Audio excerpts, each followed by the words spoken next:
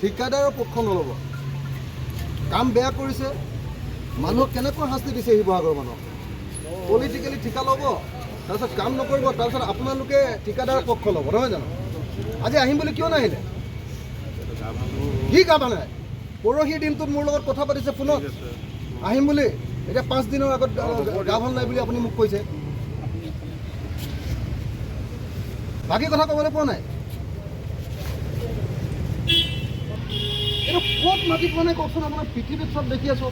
এই মাটি পোৱা জেগাবিলাকত গোটেই ড্ৰেইনবিলাক খানি খানি আধৰুৱা কৰি থৈ গ'ল। 3 মাহৰ আগত ড্ৰেইন খানি থৈ গৈছে আপোনালোকে। এজাক বৰষুণ দিলে কোনো মানুহ শিৱসাগৰত থাকিব নোৱাৰে। এতিয়া ষ্টাৰ্ট কৰোঁতে ছাৰ পানী মানে বৰষুণ কণ্টিনিউৱাছ আহি আছে। কেলৈ ইমান দেৰিকৈ ষ্টাৰ্ট কৰিছিলে? আপোনালোকৰ কামটো যোৱা মাৰ্চ মাহত শেষ হ'ব লাগিছিলে। কাম শেষ হ'ব লাগিছিলে। তাৰপিছত আকৌ এক্সটেনশ্যন লৈহে আপোনালোকে এতিয়া কাম কৰিছে। আৰু কামটো যদি ষ্টাৰ্ট কৰিছিলে তেতিয়াহ'লে কেলৈ আধৰুৱা কৰি ৰাখি দিলে ইয়াতে? গোটেই স্কুল কলেজ আছে, গোটেইখনত কেনেকুৱা পৰিস্থিতি হৈছে দেখা নাই?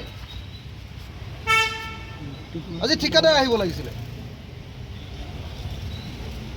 আপুনি আকৌ এনে মাজতে সোমাবলৈ আহিলে। মিছা কথাটো কেলৈ কয়? ক'ত বেমাৰ হৈছে তেওঁক দেখুৱাওকচোন, মেডিকেল চাৰ্টিফিকেট দিবলৈ কওক। পৰহি মোক ফোনত কথা পাতিছে, ইঞ্জিনিয়াৰলৈ ফোন মাৰিছে, মোক লগাই দিছে, কৈছে মই একদম 10 বজাৰ আগত পাই যাম। আজি আপুনি মোক মিছা কথা ক'বলৈ আহিছে। আপুনি আজি ফোন কৰি কৈছে বোলে 5 দিনৰ আগৰ পৰা বেমাৰ। 5 দিনৰ আগত মোক নিজে কৈছে 10 বজাৰ আগত পাম। 3 দিনৰ পৰহি কৈছে। আমাক সেইটো বুলিয়ে কৈছে, তেখেতৰ কথাই আপোনাক মই প্ৰকাশ কৰিছোঁ। বেমাৰ বুলি কেলৈ কৈছে মিছাকৈ? বেমাৰ বুলিয়ে ক'লে। বেমাৰ কি হৈছে? সমস্যাটো হৈছে কি, আমাৰ লেণ্ড নাই। কি লেণ্ড নাই? লেণ্ডৰ পে'মেণ্টেই হোৱা নাই। সেইখিনি পালোঁ নহয়। কি লেণ্ড নাই? কি কিহৰ লেণ্ড নাই? এই যে খালী থকাবিলাক কৰিছেনে নাই আপোনালোকে? উল্টা কথা ক'বলৈ আহিছে। ৰাস্তাটো মানুহৰ কেনেকুৱা কষ্ট হৈছে সেইটো ভবা নাই। লেণ্ড নাই, মিছা ফাঁকি অজুহাত মাৰিবলৈ আহিছে। বেলেগ মানুহ বুলি ভাবিছে নেকি আপুনি মোৰ আগত? এইবোৰ লেণ্ড হয়নে নহয়? এইবিলাক ইয়াত কেলৈ কাম কৰা নাই আপুনি? লেণ্ড নাই, এনেই ফাঁকি কথা ক'ব। এই মানুহজনে যে ক'লে যে আমি এনেকৈ প্ৰগ্ৰেম দি আছোঁ, সি প্ৰগ্ৰেম নকৰে, কি কৰি আছে আজিৰ দিনটোত 1 কোটি টকাতকৈ কমত কৰি আছে মান্থলি। এতিয়া সি 10 কোটি টকাৰ কাম কৰিম বুলি ক'লে, কাহানী বাই ডেট পাৰ হৈ গ'ল, তাৰপিছতো কাম নকৰে। আপুনি আকৌ লেণ্ড নাই বুলি এনেই আপুনি এটা কথা কৈ দিলেহি।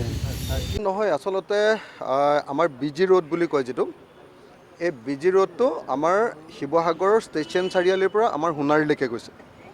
এই ৰাস্তাটো অসম মালাৰ অধীনত 121 কোটি টকা আমি ধাৰ্য কৰি দিছোঁ। আৰু লেণ্ড কম্পেনচেশ্যনৰ কাৰণেও বেলেগ টকা 121 কোটি টকাৰে 2 বছৰৰ ভিতৰত শেষ কৰিব লাগে। যোৱা মাৰ্চ মাহত, মানে 2024ৰ মাৰ্চ মাহত কাম শেষ কৰিবলগীয়া আছিলে।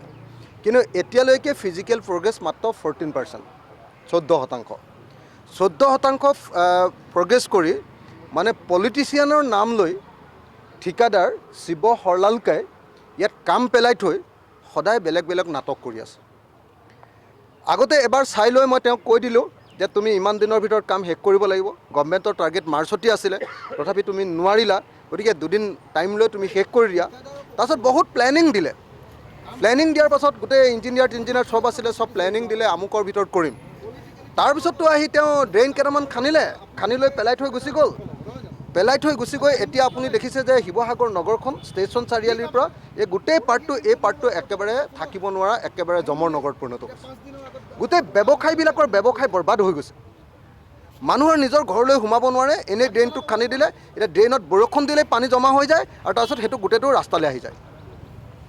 ONGCৰ যিটো ৱৰ্কশ্বপ আছে, ৱৰ্কশ্বপৰ সন্মুখত পানী।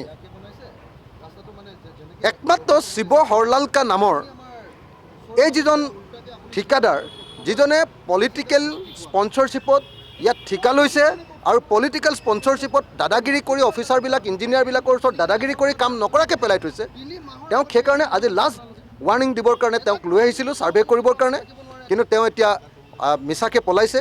তেওঁ আমাক জনাইছে যে 5 দিনৰ আগৰ পৰা তেওঁ বেমাৰ, অথচ তেওঁ পৰহিৰ দিনটোত এক্সিকিউটিভ ইঞ্জিনিয়াৰৰ ফোনত মোৰ লগত কথা পাতিছে যে মই 10 বজাৰ আগত গৈ আছোঁ, ছাৰ পাই যামগৈ, এনেকৈ কৈছে। কিন্তু তেওঁ নাহিলে আজি। সেইকাৰণে আজি যি প্ৰজেক্টৰ যাৰ ইয়াত ছুপাৰভিজনৰ দায়িত্ব আছিলে, তেওঁলোকক মাতি লৈ অহা হৈছে। তেওঁলোকক কৈ দিয়া হৈছে, হয় তেওঁ কাম সোনকালে শেষ কৰি দিব লাগিব, নহ'লে এই কামটো তেওঁ এৰি দিব লাগিব। মুঠতে পাব্লিকক এনেকৈ হাৰাশাস্তি দিবৰ কাৰণে আমি কেতিয়াও দিব নোৱাৰোঁ। আপোনালোকে চবতে গোটেই ৰাস্তাটোৱে তেনেকুৱা, ক'ৰবাত স্কুলৰ সন্মুখত এনেকুৱা কৈছে যে ডাঙৰ ডাঙৰ গাঁত। ৰাস্তাটো যেতিয়া তেওঁক কামত দি দিলোঁ, যোৱা 2 বছৰ তেওঁ এই ৰাস্তাটোৰ কাষ্টডিয়ান। যদি কিবা ক'ৰবাত বেয়া হৈ থাকে তাৰ ৰিপেয়াৰিং কৰাৰ দায়িত্ব তেওঁ।